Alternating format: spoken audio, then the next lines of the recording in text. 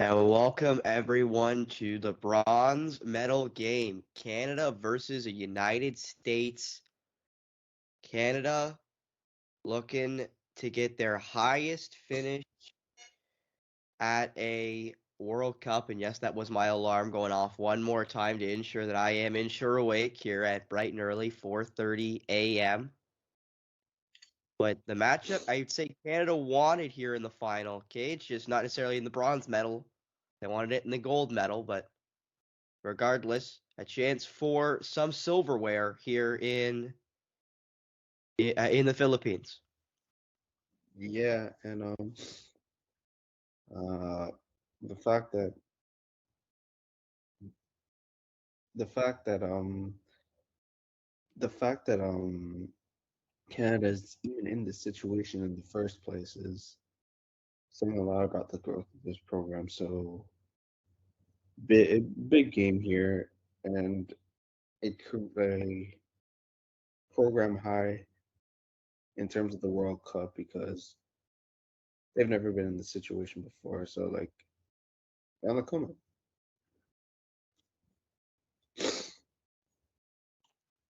I do want to mention that you kind of questioned why Walker Kessler didn't get more minutes in the semi-final loss to Germany, and he is actually starting here today as Mikhail Bridges has got a quick towel to his nose. Obviously, he must have got caught in the chops here early after Brooks got to start off in the scoring.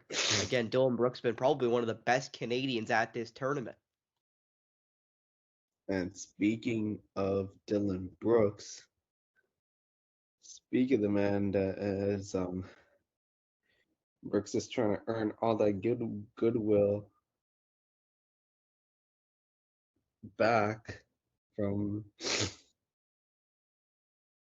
his tenure, his at the end of his tenure with the Memphis Grizzlies. Yeah, as he hits another shot. 5 points for Canada, 5 for Dylan Brooks.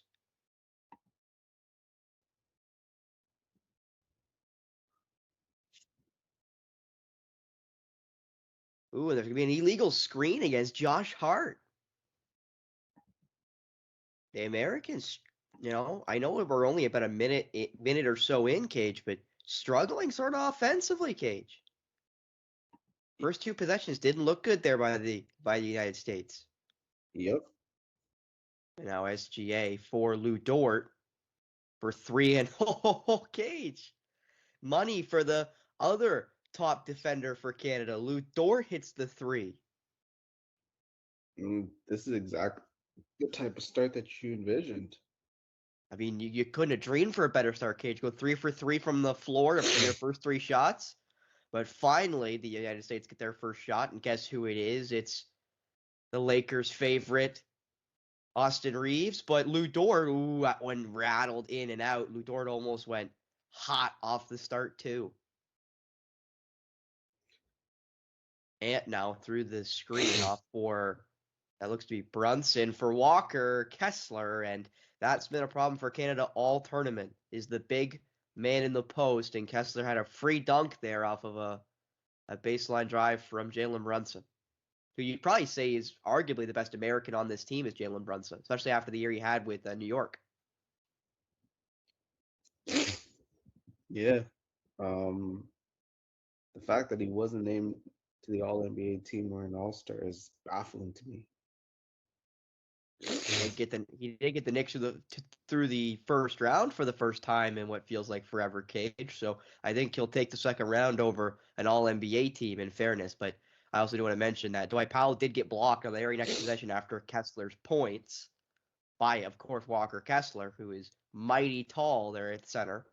I do want to mention also Mikhail Bridges is still out. His nose is still just not stopping bleeding as Barrett is at the line now after a foul by the Americans in the post. He misses number one.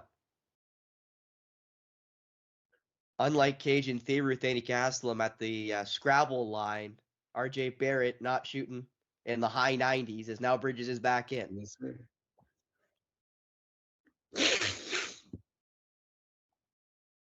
And Yeah, I don't know Lakers how, fan favorite Austin Reeves is out. and he is for Bridges. Do you want to mention here, Cajun? You and I both are sniffling like it's mid-December. we're barely into September, Kajan. You and I both are already getting the cold like symptoms already here in Canada. Well, it's dear Lord, Dylan Brooks with an ugly lead pass. I was Hard who easily gets it to go in transition. Really on for a second. That was an ugly pass by Dylan Brooks. But now SGA off the screen. 4 for 3. That's 3 for 3. The newest Houston Rocket, the $20 million, if I'm not mistaken. Someone that gets off of Barrett. And we'll go to the line, I believe, for 2 or less. Or for 2. Yeah. Sorry, we're doing a little hockey My favorite broadcast thing recently. about Dylan Brooks, $80 million man. Man has more points than USA right now. Which is scary to think, Cajun. That SGA, I don't even think it's gotten on the board yet. And Canada's up, up pretty good here very early in this first quarter. And now Josh Hart looks to be cut up. They're kind of fixing Hart's elbow as he has now come out for, guess who? It's Austin Reeves again. I'm not sure how the Americans are getting cut so much because it's not like Canada's being dirty or anything. They're not asking for fouls, but regardless, Cage, they've gotten. They use those cold weathers. It gets physical out there. I guess they just got a little bit of tougher skin. SGA now trying to drive right through the big of Kessler. Couldn't get it to go, but stolen right back by Powell. Dort now back for Powell, who's able to go up and get the slam down as Kessler had to defend the drive first of Lou Dort. Now Brunson gets it whacked out of his hands by Powell. Quickly headmanned up there for Dort, who gets it to go, Cage. Canada having probably their best offensive performance here against the Americans. They're really looking good to start things off, and like heading into this bronze medal game, obviously these two teams not wanting to be at this game this game in the first place. Obviously, they'd like to be competing for gold. So who wants it more? Who's starting off getting punched in the who's starting off with the first punch in the mouth? It's Canada right now. Definitely is. As Brooks rebounds the missed shot, you also do want to mention that there was another good make there by Austin Reeves off the bench as Dort now misses. I also believe the most recent basket by Canada was SGA. I missed that one too somehow while I was kind of looking around here as this game is at a torrid beginning pace here as Jalen Brunson again gets it to go on the other end. Maybe this is kind of the difference between the European teams, Cage, and the North American teams, how just fast the North American teams want to play, comparatively speaking, to the FIBA-style teams. Which also kind of gives maybe the FIBA teams, because they know the rules a little bit better, a little more of an advantage, as RJ Barrett buries a jumper. Canada taking no prisoners in this one early as Ant, I believe that is, goes up and misses the runner. Rebounded by Powell for SGA. Make that for Lou Dort. As, of course, my stream is now buffering because it wouldn't be a polar opposite special if there wasn't some buffering. You are about to like what you might see in this next 5-10 seconds. Well, if it's the steal from Powell, Dort's wide open. Land that plane. Yes, sir. Lou Dort. Back up to 10 is now Kelly Olynyk. And Kelly Olynyk started most games throughout this tournament because, again, of the lack of inside presence Canadian team. But they obviously have confidence tonight in Dwight Powell, who did kind of have some back issues in the second. Dort and Dylan Brooks. Yep. And I've noticed this. Head coach Steve Kerr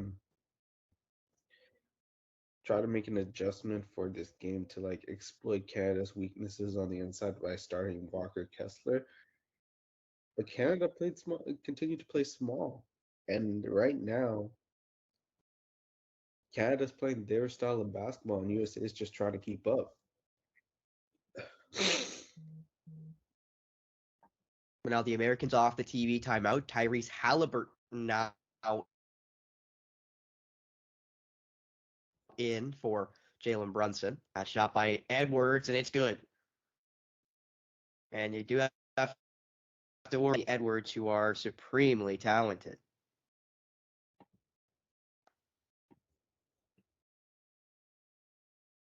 And then another two there for Canada.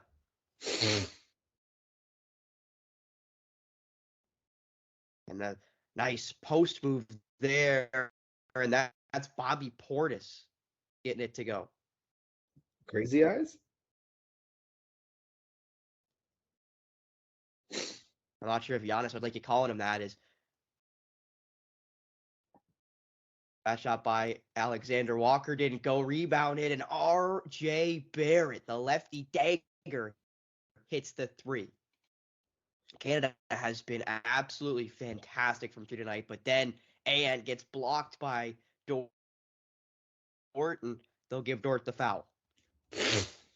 Oh, man, Spencer, watching this game, I don't think either one of us would have expected this start from Canada.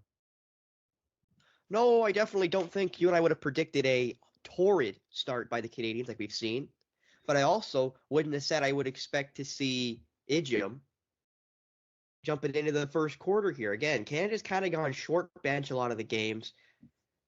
Not sure if that's a Jordy Fernandez thing or what that exactly is, but we haven't seen a whole lot of variety by the Canadians. It's been very kind of, I'll say, cookie cutter with what substitutions are going to be made by Jordy Fernandez. So it is nice to see in the last game of the tournament, regardless of win or loss, that some other guys might get some minutes here, even if the game is semi-close.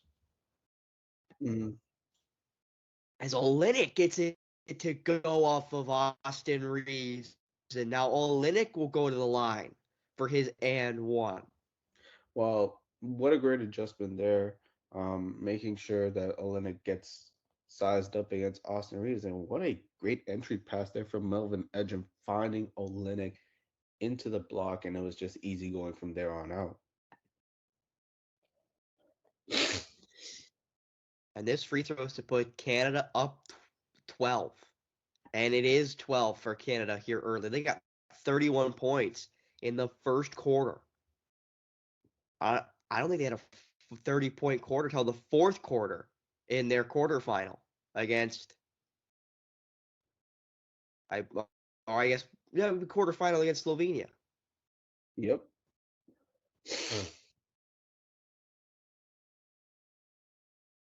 That's now Dylan Brooks attacking for Olynyk, who didn't like his shot or pass, so I had to have the ball stick with him. Now driving, kicks, and that shot, and it's good. And Ejim now joining the 3-point party.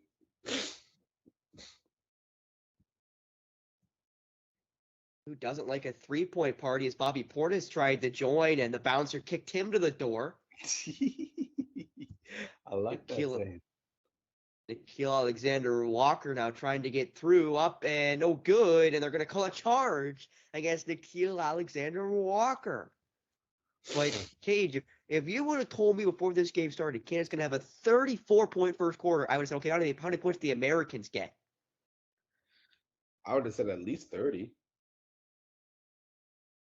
If Canada's getting 34 in the first quarter, Cage, I would have thought 40 by the Americans, and this is going to be basically 7 seconds or less both sides, as Austin Reeves will now get the foul, and it looks like he's going straight to the line.